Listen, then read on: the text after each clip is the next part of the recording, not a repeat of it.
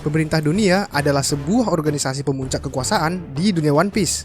Seperti yang kita tahu, pemerintah dunia memiliki kekuatan mutlak dari angkatan laut, cyberpol, dan lain-lain. Alih-alih memakai moto absolute justice atau keadilan sejati, kenyataannya tindakan pemerintah dunia diam-diam sering dipertanyakan loh, berkaitan tentang pemikiran atau motif dan juga korupsi. Seringkali ketika cerita melibatkan mereka justru menyembunyikan kebenaran atau menyampingkan hak-hak rakyat dengan menggunakan keadilan untuk melanjutkan tujuan mereka sendiri. Orang-orang yang menjadi musuh pemerintah dunia diburu dan berurusan dengan kekuatan pemerintah dunia itu sendiri. Nah, orang-orang yang menjadi musuh pemerintahan dunia itu tentunya bakal menjadi ancaman nih bagi pemerintahan dunia. Penasaran kan dengan orang-orang ini? Langsung aja yuk kita simak 7 ancaman terbesar pemerintahan dunia berikut ini. Namun sebelum itu bosku, bagi kalian yang belum subscribe, yuk kita subscribe channel ini. Karena selain subscribe itu gratis, kalian juga bisa mendapatkan info-info dan teori-teori menarik loh dari channel ini. Number 7. Jika kita menyebut nama bajak laut Roger, tentu hal yang terbersit di benak kita adalah sebuah legenda, bukan? Legenda yang Mimin maksud adalah yang mana kapten dari kelompok bajak laut ini, yaitu Gold D. Roger, adalah satu-satunya orang yang pernah mencapai Raftel. Lalu kemudian setelah itu, dunia mengakuinya sebagai Raja Bajak Laut. Naasnya nih, setelah mendapat pengakuan dunia itu, Roger ternyata memiliki penyakit langka yang tak bisa disembuhkan loh. Ia pun menyerahkan diri kepada angkatan laut untuk dieksekusi dan memerintahkan Rayleigh agar membubarkan kelompok bajak lautnya. Meskipun krunya dibubarkan, ternyata pihak angkatan laut tidak pernah rela nih membiarkan kru bajak laut ini bubar begitu saja dan akan terus memburu mereka. Karena tentunya para kru bajak laut ini akan menjadi ancaman berbahaya bagi angkatan laut dan tentunya pemerintahan dunia. Meskipun nih agak aneh juga ya rasanya melihat Buggy diangkat jadi si Cibukai. Yang paling aneh lagi tentu kita sudah tahu bahwa Shanks ternyata punya koneksi dengan Gorosei. Belum jelas nih apa cerita di balik pertemuan mereka itu. Kita lihat aja kejutan dari Odachi. Number 6. Kalian pasti bingung kan bosku, kenapa Momonosuke menjadi salah satu ancaman bagi pemerintahan dunia? Yep, semua adalah karena si bocah otak pornonan sange ini ternyata memiliki kemampuan untuk mendengar Voice of All Things. Apa itu Voice of All Things? Berdasarkan riset Mimin nih, riset. Voice of All Things adalah sebuah kemampuan unik yang didapat sejak lahir dan hanya dimiliki oleh beberapa orang di semesta dunia One Piece bosku. Kemampuan unik ini bisa memberikan kemampuan untuk memahami dan memperoleh informasi melalui makhluk bahkan dari benda mati yang tidak bisa berbicara dengan bahasa yang sama dengan si pemilik kemampuan ini. Jadi ya mirip-mirip seperti Indra ke-6 lah ya kira-kira. Nanti deh kita buat video pembahasan baru lagi mengenai kemampuan unik ini. Oke, kita back to the point dulu.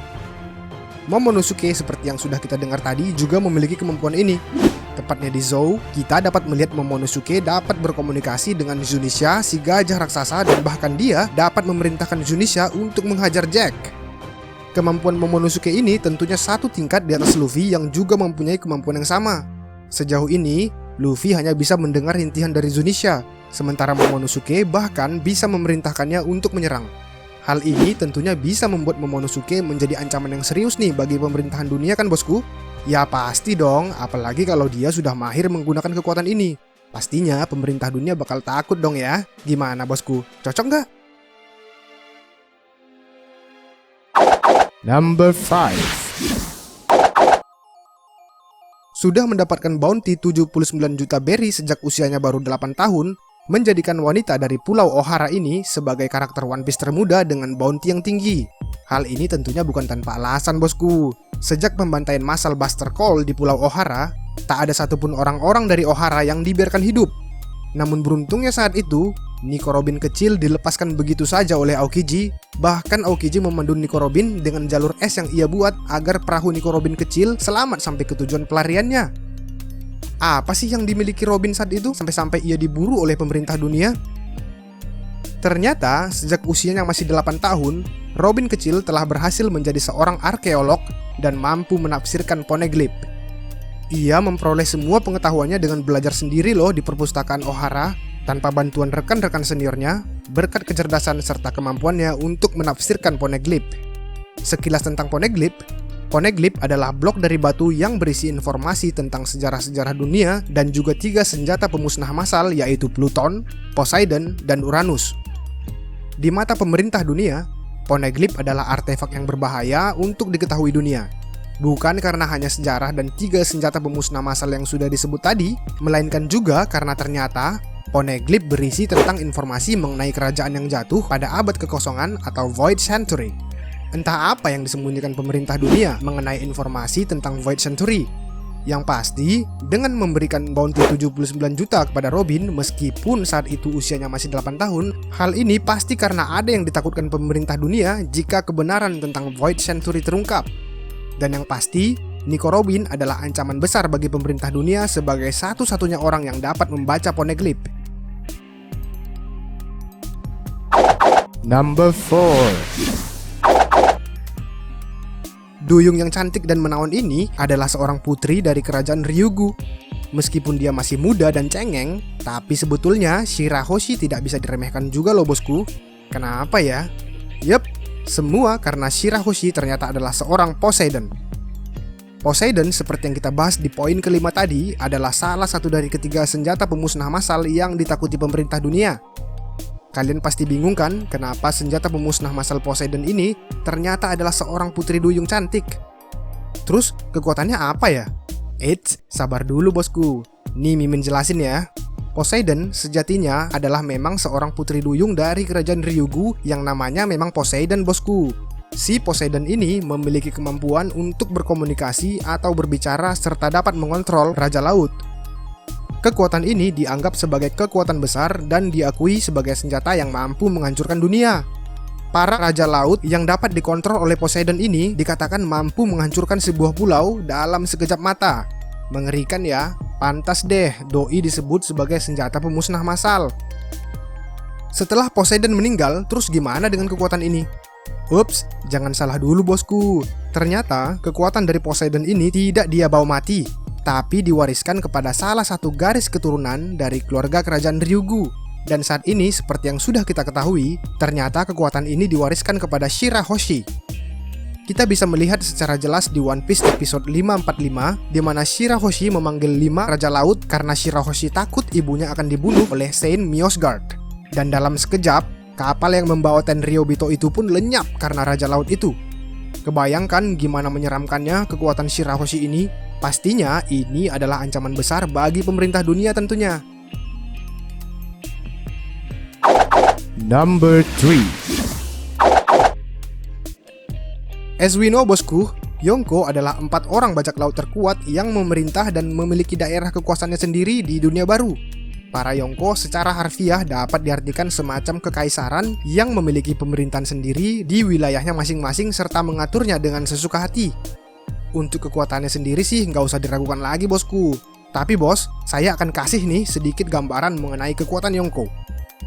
Jika kita lihat perang di Marineford nih bosku, hanya dengan melawan 1 orang Yonko saja, which is Whitebird, markas besar angkatan laut udah kocar-kacir berantakan. Itu pun saat itu angkatan laut sudah mendapatkan kekuatan tambahan loh dari si Chibukai. Coba kita bayangin, gimana kalau 2 atau 3 Yonko membentuk aliansi? Pastinya sudah cukup banget dong untuk menimbulkan kepanikan pemerintah dunia. Pemerintahan dunia takut kalau 2 kekuatan Yonko bisa bersatu bersama-sama dan menciptakan ancaman yang kuat. Ini terlihat ketika Shanks menghentikan perang Marineford dengan memberikan pilihan ke angkatan laut, stop perang ini atau kalian semua berhadapan denganku. Gitu kata Shanks. Lantas angkatan laut pun auto setuju dengan Shanks. Ya iyalah setuju, lawan 1 Yonko aja berat, apalagi 2. Number 2. Seperti yang sudah kita ketahui bosku, Dragon adalah ayah dari Luffy dan putra dari Garp. Dia adalah pemimpin terkenal dari tentara Revolutioner, organisasi militer yang kuat yang tujuannya adalah untuk melawan pemerintahan dunia. Masih banyak sih misteri soal Monkey D. Dragon ini. Fakta Dragon lainnya yang menarik adalah dia termasuk salah satu sosok yang menghadiri eksekusi dari Goldie Roger. Mungkin ini tidak mengherankan bosku, karena eksekusi itu dihadiri oleh versi muda dari banyak tokoh yang tenar. Sebut saja Mihawk, Gecko Moria, Doflamingo, dan Dragon itu sendiri. Yang menarik adalah sejauh ini Gorosei seperti mentoleransi keberadaan para Yonko. Contohnya seperti Shanks. Gorosei merasa kalau mantan anggota kru Roger itu tidak punya ambisi untuk mengubah dunia. Jadi mereka memutuskan untuk mengamati saja bajak laut berambut merah itu. Namun untuk Dragon, perkaranya berbeda lagi nih. Dragon dikatakan sebagai manusia paling dicari di dunia. Tak mengherankan tentunya. Sementara Shanks, Big Mom, Whitebird, dan Kaido tidak melakukan tindakan yang mengancam dunia sebelum time skip, sejak dulu, Dragon sudah secara langsung mengincar pemerintahan dunia. Terus apakah ini indikasi kalau Dragon lebih kuat dari Kaido, Big Mom, Whitebird, dan Shanks? Mungkin iya, mungkin tidak ya. Namun hasrat Dragon untuk menggulingkan pemerintahan dunia inilah yang membuat Gorosei merasa Dragon lebih berbahaya dari para Yonko itu sendiri. Saat ini sih seperti yang kita tahu, para komandan dari pasukan revolusioner sudah berada di Reverie untuk memanfaatkan momen Reverie ini sebagai deklarasi perang mereka kepada pemerintahan dunia. Gimana hasil dari rencana mereka ini sih belum ketahuan. Berhubung Reverie dipotong sementara agar kita bisa kembali menyaksikan petualangan Luffy di Wano. Yang pasti menurut Mimin nih, Dragon dan pasukan revolusioner adalah musuh terbesar pemerintahan dunia. Number 1. Meskipun memiliki sedikit kru, bajak laut topi jerami adalah bajak laut yang mempunyai kru yang sangat kuat dengan potensi yang luar biasa. Seperti yang dinyatakan oleh Kuzan ketika ia pertama kali bertemu dengan mereka. Sampai pada akhirnya kita mengetahui bajak laut topi jerami berkembang ke titik yang bahkan susah untuk dipahami logika kan bosku. Secara ya, gimana bisa coba dengan kru sedikit mereka mampu menantang bajak laut sekelas Yonko seperti Big Mom. Luffy juga nggak pernah berhenti nih untuk mengalahkan satu demi satu tokoh kuat di One Piece. Tokoh utama One Piece yang sudah putus urat takutnya ini, seperti yang kita tahu, sudah mengalahkan orang-orang yang terkenal dengan kekuatan yang luar biasa seperti Enel, Crocodile, Gecko Moria, Doflamingo, Rob Lucci, dan dua Sweet Commander dari Big Mom, yaitu Charlotte Cracker dan Charlotte Katakuri. Luffy juga terkenal dengan sifatnya yang suka buat rusuh nih bosku, seperti meninju Tenryubito di Sabaudi. Serta Luffy juga bertanggung jawab nih atas kekacauan di Impel Down dan kaburnya banyak napi berbahaya dari sana. Eits, bukan hanya Luffy saja loh. Para krunya pun telah melakukan hal-hal yang seperti mustahil dan benar-benar gila. Seperti mengalahkan organisasi-organisasi sekelas Baroque Works, CP9, dan Don Quixote Family. Serta yang terakhir adalah mengacaukan pesta teh Big Mom di wilayah Big Mom sendiri. Bahkan setelah insiden yang terjadi di Enies Lobby, pemerintah dunia telah menyebut mereka sebagai bajak laut yang sangat berbahaya karena tindakan mereka yang dapat membahayakan keseimbangan dunia. Yep, kita tunggu aja nih adegan-adegan menarik yang bakal ditunjukin Oda kepada kita mengenai Luffy dan kawan-kawannya di Wano. Sepertinya itulah 7 ancaman terbesar pemerintahan dunia versi bos One Piece nih bosku. Semuanya memang hasil pilihan Mimin sendiri loh. Namun, kalau ada ancaman lain yang kalian tahu, tulis di kolom komentar ya. Ciao!